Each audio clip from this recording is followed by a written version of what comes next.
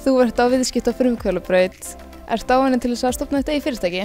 Já, þetta er náttúrulega góður grunnur fyrir svona áframhald í viðskiptum í háskóla og fyrir fólk sem er að fara í eigin rekstur og sjá bókhald og fjármál og allt þetta. Þú ert með þetta þegar þú ferð inn á svona atvinnumarkað og ert að stofna þetta í fyrirtæki og allt svoleiðis. Hvað ertu þá að læra?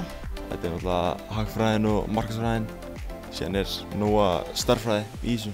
Mér finnst aldrei heillandi að bara stofna sitt eigið fyrirtæki og bara vinna fyrir sjálfa sig. Hvað finnst þér?